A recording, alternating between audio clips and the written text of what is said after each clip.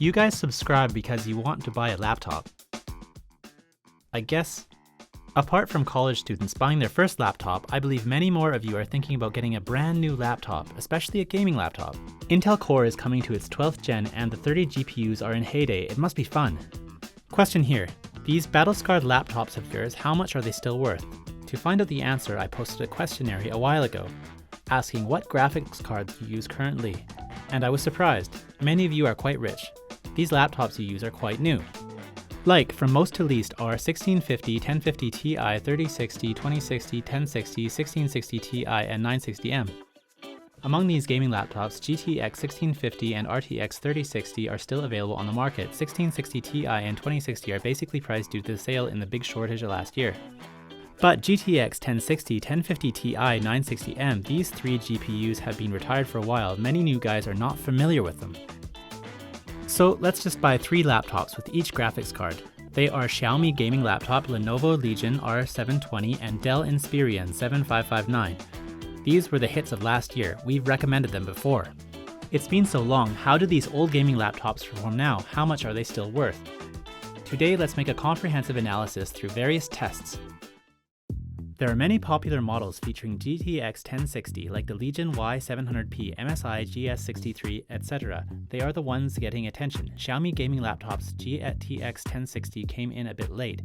They first launched an Ultrabook, then moved into gaming laptops, trying to grab a piece from the big guys. At the end of the 7th gen CPU came their first gaming laptop, quite some stunts at the press conference. Gaming laptop fits office. Gaming laptop on par with $1,600 high-end. Later, as you know, they started with the 7th gen core and the 8th gen core was released a month later. Xiaomi just missed the right timing. They also missed the trend of high refresh rate screens, so it gradually faded from players' view. Now Xiaomi's gaming laptop is no longer updating and replaced by the budget ones on the Redmi series. However, when it comes to GTX 1060, this computer impressed me with the most. What we had were mostly the 8th gen core upgraded version. These featuring 7th gen are difficult to find. The biggest improvement is the number of cores. 4 cores have been upgraded to 6 cores, that's 2 more. For laptops at the same time, it was a major upgrade. Let's run some benchmarks on it. Cinebench R20 multi-core test. This one got about 2300, pretty low. This 6-core i7 is almost the same as that of the H35. The Ultrabook we just tested recently, mainly because Xiaomi's gaming laptop CPU power is conservative. Power can still stay at 90 watts within PL2. In PL1, the power is basically at 45 watts, so the CPU clock speed is low and the performance poor. But for the graphics card, GTX 1060 did a decent job with TimeSpy scoring 3654. That's barely even with the new GTX 1650 Ti, FSE score 5401. It is better than the current GTX 1650 Ti. Their performances are 50-50. You can see that although GTX 1060 was a juggler in its day, by the end of 2021, its theoretical performance is only on par with the entry-level GTX 1650 Ti. It didn't stand the test of time after all. We tested its game performance. For 3A games, it can run Shadow of the Tomb Raider, but you can't expect too much for graphic quality. Average 71 FPS at low graphic quality. Can't run smoothly if you tune it up. The optimization of the recently released Forza Horizon 5 is not bad. Average 88 FPS. As for games that require higher hardware like Cyberpunk 2077, just don't give it a hard time. If you want to play 3A games on this laptop, try some old games. We dug up Assassin's Creed Origins in our Steam library. Let's try medium graphic quality. It's generally okay with an average of 69 FPS. You can even try a higher setting for a leap of faith. Of course, mainstream online games won't be a problem. Like the once popular PUBG, you can have 80 to 100 FPS under 1080p with extreme settings. It's optimized now. Gaming laptops with GTX 1060 can run it smoothly. Let's try other software besides games. The 3 Adobe software test. I know you're not necessarily using them, but they do a test in single-core and multi-core performance. The first one is Photoshop.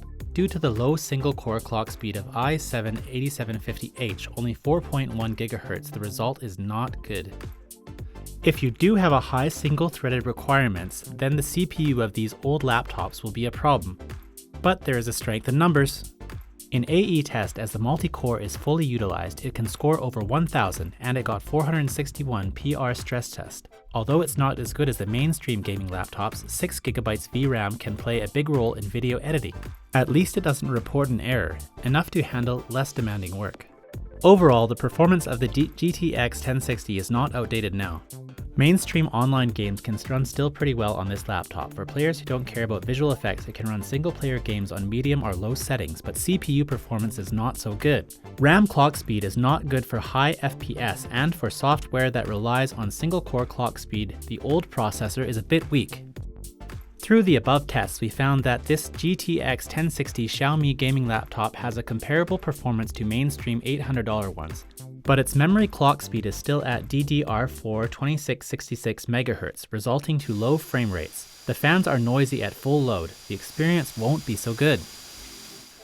After a year of use, we see many scratches on the case, so I think I'll pay $600 for this. Okay, we're done with the first old laptop. We found the old gaming laptop from 2009 still works. If you have a limited budget, an old one is not bad.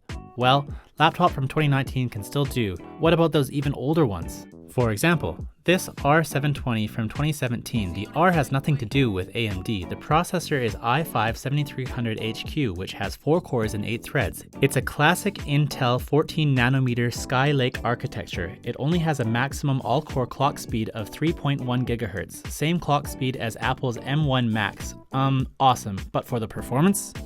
Cinebench R20 test is less than 1100 because this CPU's clock speed is too low, only 3.1 GHz. Nowadays, Ultrabook can run 4 GHz easy. So it seems the CPU performance of this one really falls behind. The GPU part is a little better. GTX 1050 Ti is also classic, but then only fancy internet cafes could use this graphics card. But there's a performance gap between its mobile and desktop variants. The power limits is tighter and the clock speed is lower.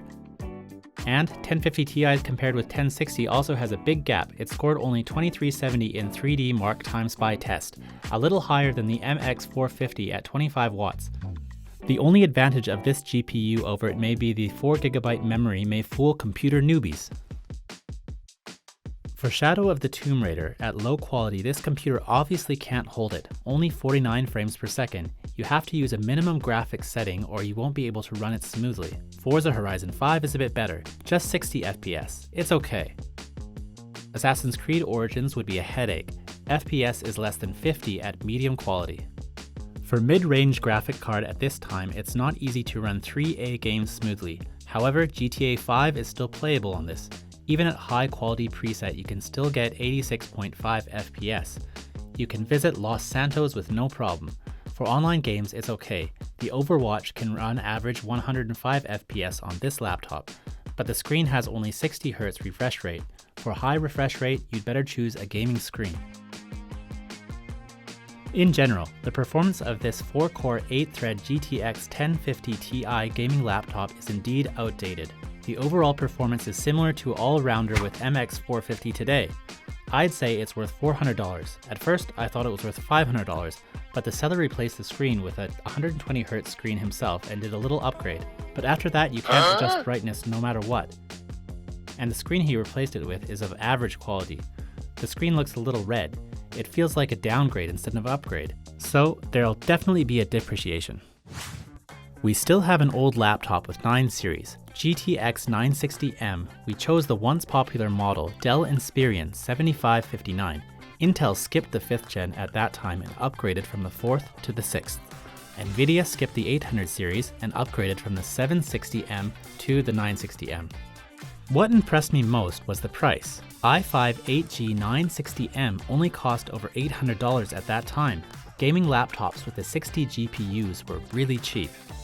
For Cinebench R20, the performance of this i5-6300HQ laptop is almost the same as the previous i5-7300HQ one. Both barely get scores of 4 digits, limited by a maximum all-core frequency of 2.8 GHz. The performance of this standard voltage processor is outperformed by the low voltage processor on Ultrabook today. What about the GPU? The desktop and laptop GPU have the same architecture and specs, actually started from the 10 series. The 9 series card is different, like the GTX 960M uses the GM107 core, same as the GTX 750 Ti on desktop. The desktop GTX 960 uses the GM206 core close to the GTX 965M. In the test, this 960M got 1251 scores in 3D Mark Time Spy. It's low. Barely even with Intel integrated graphics this year. Same for in-game performance. We tested some single-player games. Only GTA 5 from 2015 can run smoothly. In other games, we only got less than 30 FPS at medium and low graphic quality. These are better for online games, but once you tune up the visual effects, the GPU can't hold it. As hardware performance upgrading recently, online games demand for performance increased.